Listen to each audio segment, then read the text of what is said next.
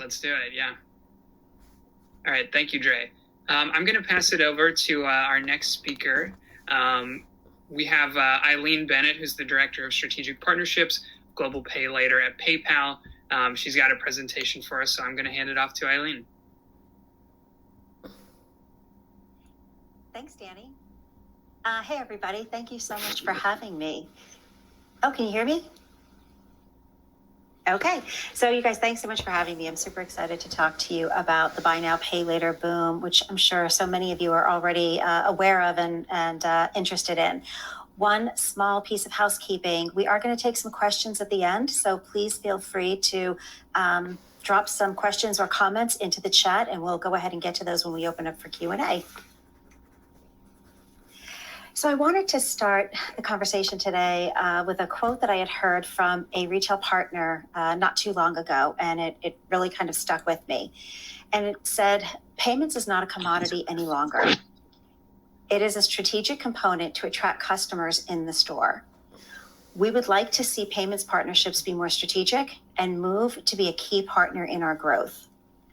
And this statement had a really strong effect on me.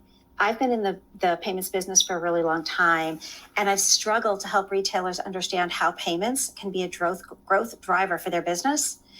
And the rise of buy now, pay later has been instrumental in changing retailers' views on payments and how it actually can lead to increased sales. Why? Well, we believe it's because buy now, pay later solutions have been proven to increase sales. And they're doing this when it's effectively messaged throughout the shopping experience. The buy now, pay later solution is going to help convert browsers into buyers. Those buyers are going to spend more when they know they can spread out that purchase over time, interest-free. And it's also going to help increase loyalty. Savvy customers are actively looking to shop with merchants who offer the payments choice they want, and that this just means more sales for retailers. So let's break this down a bit. Customers' expectations are changing. They're actively trying new digital experiences and buying in new ways. And they also expect more from the brands that they're buying from, whether it's through more buying options or better experiences. And as you guys know more than we do, the competition is everywhere. Customers are shopping around more, and they're looking not only for the best value, but they're also looking for the best experience and are less loyal to a single brand. And the need for omnichannel experiences is accelerating. While omnichannel efforts were underway well before the pandemic started, now we're faced with the need to get it right. And so what does getting it right mean? It means creating a seamless but elevated customer experience, and this includes payment option choice. So when the pandemic hit, all of this accelerated massively. And one of my favorite quotes is something that McKinsey came out with. And what they said was, U.S. e-commerce penetration saw 10 years of growth in 3 months. And as all of you know, that is so incredibly true. And so here at PayPal, we had to act quickly to address these needs. The pandemic and its resulting impact on the economy and the retail environment drove strategic changes to our roadmap. And a large part of in-person commerce globally moved to the digital format. So we made a significant pivot in March of 2020 to address the needs of merchants and consumers to accommodate this shift. And part of that was our rush to market with QR codes and pay later. So the QR codes are addressing consumers' concerns with the need to feel safe and secure when shopping in store. It allows customers to shop in person without touching a point of sale. I'm sure many of you guys have experienced this where at a restaurant, they're no longer giving you menus, you're getting a QR code to scan and the menu is going to come up. And so with the growing importance of omnichannel experiences, we're offering these QR codes as a contactless way for consumers to pay in store and then also to choose the preferred funding instrument from their digital wallet. This includes PayPal and Venmo balances. And this is kind of game changing. This now takes the ability of what used to be paying in cash into a digital experience because consumers can now start spending that balance through the QR code payment and the digital wallet. Our second pivot was the buy now, pay later, and we introduced Pay in 4 in the US. late last year. And this is addressing the customer's needs to buy now and pay over time, interest-free. With so many people around the world financially impacted by the pandemic, having the ability to spread out the payments of a purchase that they need to make over time is a critical need. However, merchants are also realizing that a pay later option is a strategic advantage, as consumers are now expecting these offers everywhere they shop. And that gets back to something I said a little bit earlier about, they're looking for the better experiences and they're giving loyalty to brands that are providing them with these experiences. At Pay Later, we went ahead and launched our Pay Later solutions in France and the US and the UK late last year. And then recently we just announced that we're going to be bringing it to Australia. One of the other beautiful things that we're going to be doing is giving consumers a little bit more choice inside their PayPal wallet to be able to choose from short and long-term installment offers. So that allows them to be able to manage the purchase that they're trying to make right then and there. So much of this push into digital has been driven by the millennials and the Gen Z shoppers' behavior, and this is well before the pandemic started. In fact, a recent payment study specific to buy now, pay later and millennials found that close to 40% of millennials would be very interested in using a buy now, pay later solution if it were more widely available within a digital wallet. And why digital wallets? It's because digital wallets provide that security, that trust, flexibility, and choice that consumers demand. Inside of one digital wallet, they have all of their payment options, and then the ability to choose a buy now, pay later solution that's going to be able to fit the purchase that they're trying to make right now is that better experience that they're looking for. And as the massive influence of their behaviors has crossed demographics, if you think about it, millennials are driving the digital revolution, millennials and Gen Zers, but it's those older demographics that are also picking up on this. Their kids, and they're looking at their kids and their grandkids, and they're staying in touch with what they're doing. And these changes are now getting really important to them as well. But if you're partnering with companies that only cater to those younger consumers, you're going to be missing out on the broader scale of consumers in our marketplace. So the increasing expectations around flexibility, choice, and trust is a real thing. A recent study by Netfluential tells us that 71% of consumers are more likely to trust businesses that offer their preferred payment method. And this is because 81% of consumers decide which payment method they're going to use even before they get to checkout. We truly believe that the buy now, pay later is where flexibility, choice, and trust are converging for retailers. So let me share with you how some of this all comes together. I'm excited to share a quick case study that we did from one of our leading retail partners. So the problem that the brand was trying to solve for was they were looking for a way to leverage new technology to meet the challenges that they're facing. Not only because of the pandemic, but because, as I'd said, some of this shift had started happening before the pandemic, where consumers are just looking for better ways to be shopping. So the brand had already been offering our no interest for 6 months special financing through PayPal Credit, but there was no effective promotion of that offer. And so they went ahead and adopted both our Pay in 4 solution with effective upstream messaging.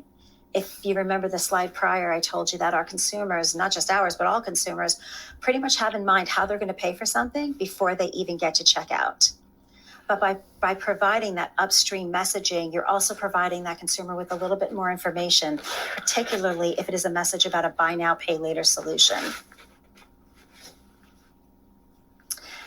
So we ran that study between October and January, and the results were quite remarkable. And they saw that their pay later sales went up 193% year over year, and then the transactions were up 226% year over year. And that their holiday co-marketing campaigns that we partnered with them on also to announce the Pay in 4 saw email open rates 36% higher than a typical promotional email. And I want to pause here for just a second and touch on something I'd said on the earlier screen, which is having a solution such as a buy now, pay later solution. It's super important, but what's more important about having it is actually messaging it so your consumers know about it. It's no different than, let's say, a free shipping promotion. If you don't tell consumers about free shipping before they get to checkout, they've already abandoned your site, right? They're already looking for those other brands and retailers who are going to give them those value-added services and features that they're looking for when they're shopping. In this slide, you're finding out that adding the pay in 4 actually helped reach those important millennials and Gen Zs because they are the ones who are looking for these features more than anything. So 31% of all those transactions, those pay in 4 transactions during this time, were completed by the 18 to 29-year-old segment. And then that same segment increased for this particular retailer 4 times after they added that upstream messaging of the pay in 4, the buy now, pay later solution. So ultimately, adding the dynamic messaging upstream drove the increased sales, the customer engagement, and then the enthusiasm among those younger consumers. All of these combined is going to be what helps these customers continually coming back to these brands when they realize that they're providing them with the value and the experiences that they're looking for. And I want to share this one last quote with you because I thought it was really important. But overall, we're seeing very strong results across all metrics with PayPal's Pay Later solutions, especially when compared to promotional offers like sales and discounts that typically drive the highest sales and conversions. I wanted to highlight this because if you remember at the very beginning of this discussion, we talked about payments as a strategic growth driver. It used to be that brands would look at free shipping, discounts, percents off, buy one, get one, to be those promotions that were going to be sales drivers for them. And now you can see where a fintech can actually partner with you to help you drive those increases in sales like never before. So that's all I've had to present for you today. And I know I want to open it up to question and answer. Hey, Eileen, thank you so much. It was a great presentation. We do have a couple questions I wanted to ask you that Sure. came in from the audience. Let's see how many we can get to before we're out of time. Someone wanted to know, how have some of the trends in buy now, pay later, how have they changed from the early days of the pandemic until now? Have you seen any notable changes in how those are playing out?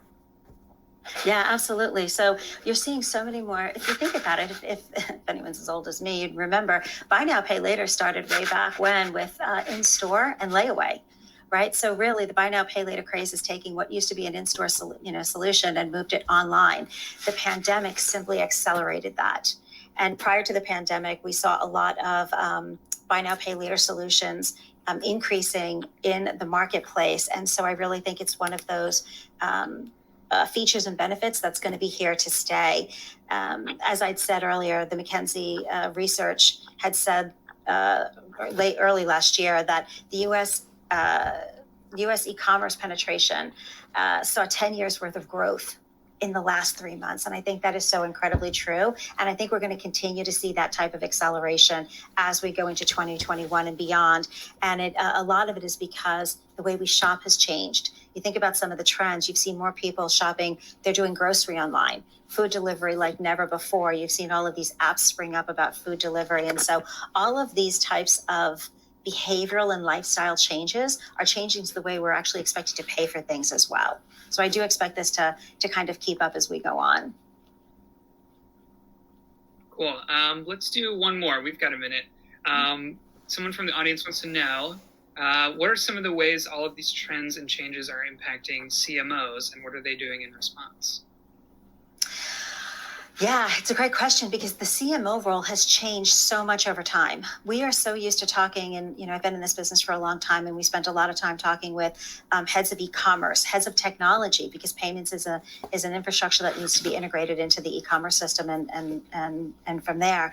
But as as retailers are shifting their thinking about payments as a strategic growth driver, we're having more and more conversations about CMOs, and CMOs' jobs are changing somewhat, and they are feeling the pressure to make sure that they are tapping into new levers to drive that growth. Payments is one of those, and I see that trend continuing as more and more CMOs are looking to payments and to technology to actually be their sales drivers. No longer is it going to be the traditional promotions of dollars off and the free shipping. They're going to be looking for payments partners. They're going to be looking for other types of technology partners to be able to bring new features and experiences to consumers that are going to start to drive loyalty on that side of the house.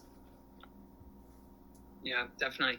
All right, well, I think that's all the time we have. Eileen, thank you so much. This was super interesting, sure. And thanks for your presentation. It was great to be here. We really appreciate the opportunity. Of course. All right, so we have one more session.